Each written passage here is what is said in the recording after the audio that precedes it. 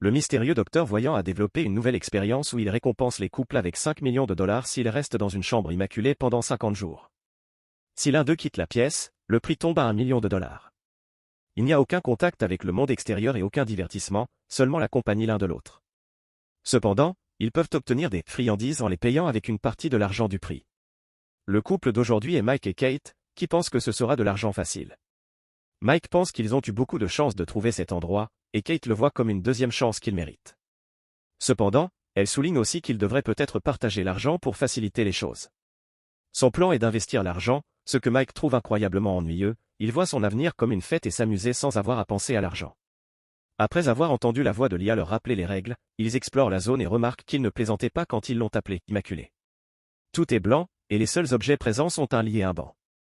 Il y a aussi une salle de bain simple, où les règles disent qu'ils peuvent entrer un par un bouton rouge qu'ils peuvent utiliser s'ils veulent partir, un écran tactile où ils peuvent demander des friandises, et une grande horloge au-dessus de la porte de sortie qui compte le temps qu'il leur reste dans l'expérience. Leurs repas sont conçus pour couvrir leurs besoins nutritionnels quotidiens et sont simplement un shake blanc sans saveur qui est livré dans un carton blanc. La pièce est également équipée de lumières automatiques qui changent tout au long de la journée pour annoncer le matin, l'après-midi, le soir et lorsque la nuit tombe, ce qui est un signe qu'ils doivent aller se coucher. L'écran tactile leur permet de régler un réveil, et alors que Mike prévoit de considérer cela comme des vacances et de dormir tard, Kate met en place un réveil matinal pour avoir un peu de routine. Quand il se couche la première nuit, Mike essaie de s'occuper avec Kate, mais elle est inquiète qu'il puisse être observé par le professeur. Comme Mike insiste, ils finissent par le faire discrètement sous les couvertures. Quand le matin arrive, Kate va dans la salle de bain pour se regarder dans le miroir et réciter quelques mots d'affirmation pour maintenir son moral et ses objectifs frais. Après avoir pris leur douche, ils jettent leurs vêtements dans la goulotte à linge de la salle de bain et, en échange, ils reçoivent des pyjamas très simples, bien que ceux-ci aient au moins un peu de couleur. Pour s'occuper, Kate essaie de théoriser sur les raisons pour lesquelles Voyant mène cette expérience, alors Mike lui parle du documentaire qu'il a vu sur l'expérience précédente de ce type qui s'est terminée par une tragédie pour une famille ouvrière. Personne ne sait pourquoi Voyant a fait tout ça, ils savent seulement qu'il a beaucoup d'argent et qu'il aime l'utiliser pour mettre les gens dans des situations uniques parce qu'il est intrigué par la condition humaine. Se divertir devient un problème plus tôt que prévu. Kate aime méditer pendant que Mike regarde parfois l'horloge, il se lance également dans des digressions philosophiques sur divers sujets comme la signification de la couleur blanche, qu'il analyse avec toutes ses connaissances d'école d'art, ou la direction dans laquelle il devrait se brosser les dents. Kate lui rappelle toujours de ne pas fixer l'horloge et de garder son esprit sur le prix, mais il est difficile de penser positivement quand Mike ne peut même pas bien dormir. Kate maintient sa routine de mots d'affirmation et fait le lit, elle essaie également de remonter le moral de Mike. Quand Kate médite, Mike essaie de faire de l'exercice, principalement en courant. Ensemble, ils jouent à des jeux de clapping des mains, à Marco Polo, ou même à danser. Chaque fois qu'ils enlèvent leur pyjama sale, on leur en donne une autre paire qui a exactement la même apparence. Quelques semaines se sont écoulées lorsque quelque chose de différent se produit enfin, Mike trouve un insecte qui s'est introduit dans la pièce.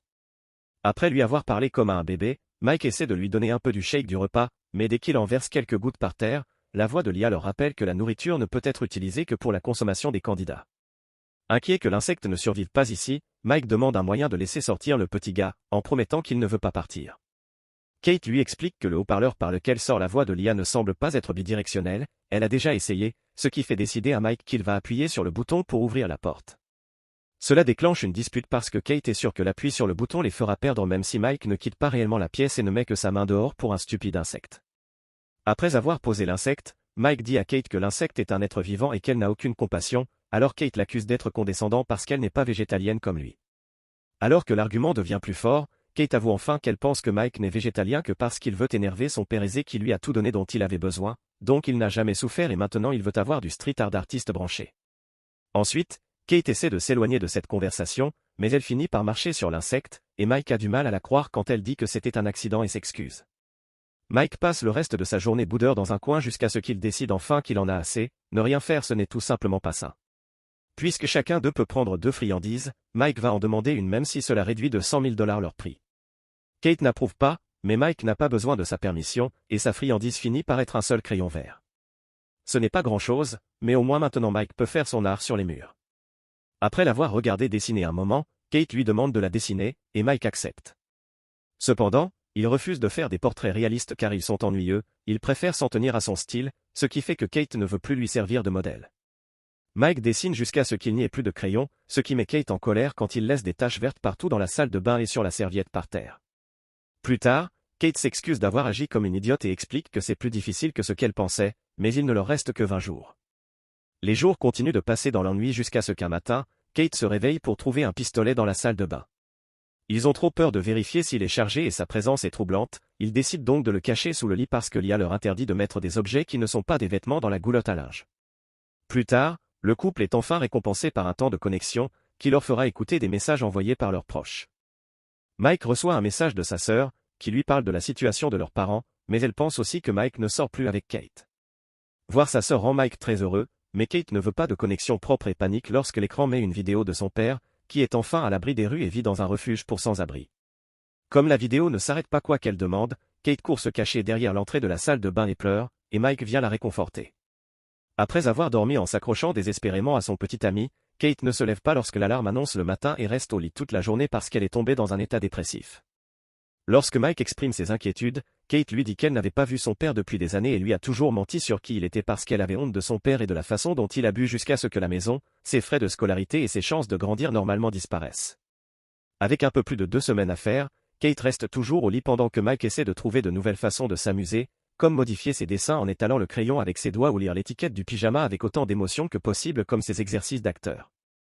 Il essaie de faire manger à Kate en faisant des plaisanteries sur la nourriture, mais c'est inutile, alors il finit par se joindre à elle dans le lit dans l'espoir de pouvoir la réconforter. Ça ne marche toujours pas, et Mike décide parfois de dormir par terre juste pour ressentir quelque chose de différent. Un matin, il essaie de convaincre Kate de prendre une friandise, mais elle refuse de perdre cet argent. De plus en plus frustré, Mike mentionne qu'il n'est pas sûr de pouvoir continuer, ce qui inspire finalement à Kate de sortir du lit. Avant de prendre une douche cependant, elle dit à Mike de prendre sa deuxième friandise, même si cela coûte $250 000. Mike le fait et est choqué de voir la porte s'ouvrir pour permettre à une femme nue appelée Simone d'entrer dans la pièce. Elle ne sait rien du projet, elle est juste une actrice payée pour un travail qui nécessitait de signer beaucoup de clauses de confidentialité et bien qu'elle ait été réservée pour 1 mois, son agent a dit qu'elle resterait probablement seulement 24 heures.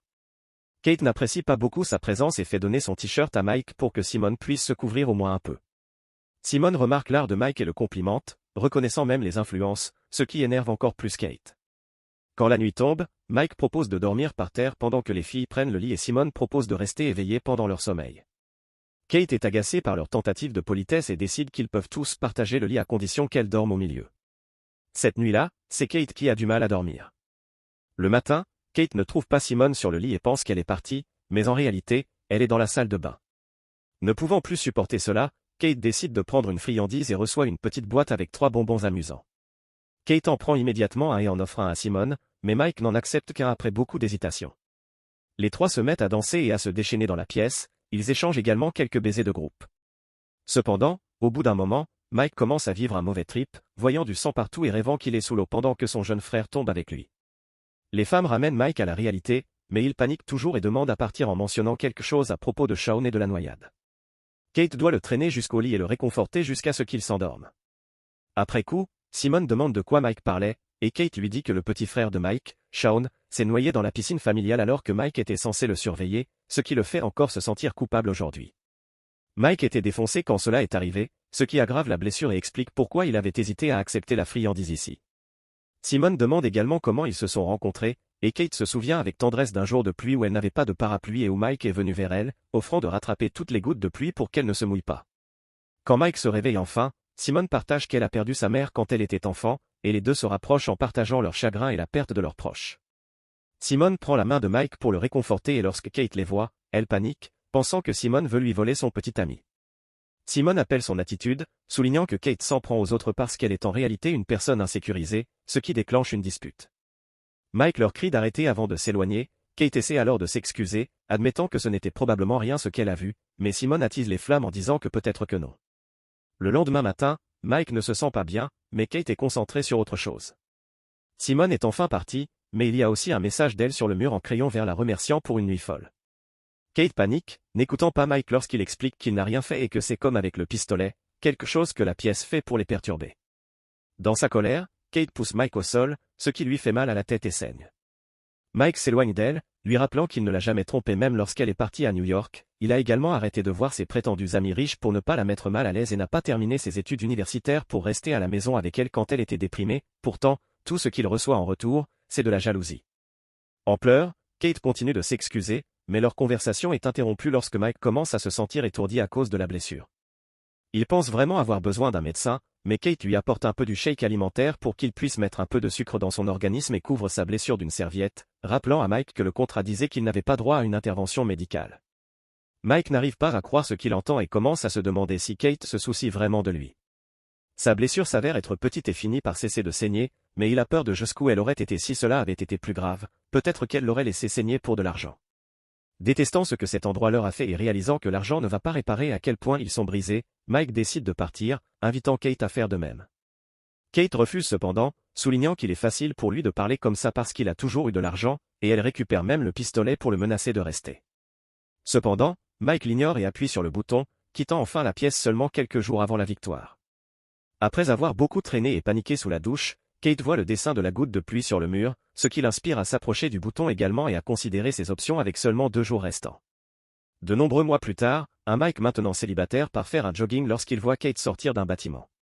Ils ne se sont pas revus depuis la pièce et décident de faire une promenade pour discuter et se mettre à jour, mais lorsque Mike demande à Kate si elle a quitté la pièce ou si elle a gagné, elle élude la question.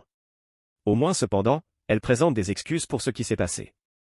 Alors qu'ils s'éloignent, le bâtiment se révèle être un refuge pour sans-abri, qui porte une plaque indiquant qu'un don anonyme leur a permis de construire la nouvelle cuisine. Pendant ce temps, dans la pièce immaculée, un nouveau couple arrive pour relever le défi. Si cette vidéo vous a plu, vous aimerez également ces autres vidéos. N'oubliez pas de vous abonner et d'activer les notifications pour nous soutenir.